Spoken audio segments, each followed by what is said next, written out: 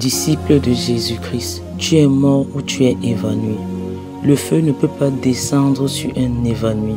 Il va se réveiller, mais sur un cadavre, si. Il reste là, il ne bouge pas, ne parle pas. Celui-là, Dieu peut compter sur lui et peut lui donner sa puissance. Il ne sera pas comme Élie qui a envoyé le feu pour tuer les prophètes de Baal. Et pourtant, Dieu veut sauver même le sorcier.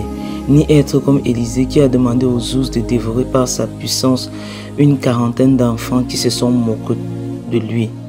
Les personnes évanouies réagissent aux attaques que les hommes leur adressent. Les morts, leurs coups sont pour les esprits qui influencent les hommes et non pour les hommes. Jésus-Christ dira « Arrière de moi, Satan et non Pierre ».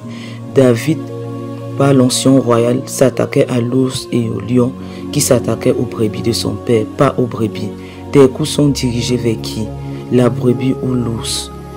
Retourne ton âme, ton épée sur la cible principale et non sur une victime du monde des ténèbres. Cet enfant qui parle mal alors que tu lui enseignes le respect a tout seulement été changé et son comportement envoie un message qu'il est sous une influence dite démoniaque.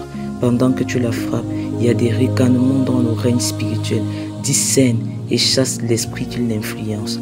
Ne rate plus ta cible. Ce mari qui te traite mal est sous contrôle des esprits démoniaques. Cette femme qui te traite mal est sous l'influence démoniaque.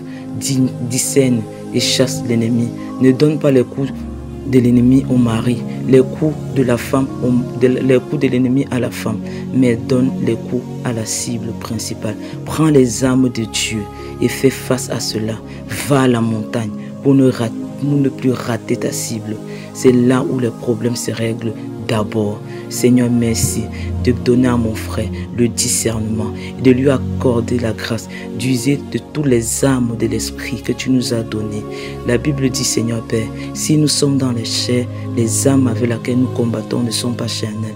Elles sont puissantes par la vertu de l'esprit pour renverser les raisonnements et les forteresses et pour ramener toute pensée captive à l'obéissance de Christ. Père, merci de fortifier ce désir et de l'accorder la grâce d'user tes armes de guerre pour combattre cet ennemi qui a été vaincu à l'œuvre de la croix. Il n'a que de la ruse, mais il a été désarmé par l'œuvre que tu as fait à la croix, au nom puissant de Jésus. Merci de recevoir l'honneur, la gloire. Amen.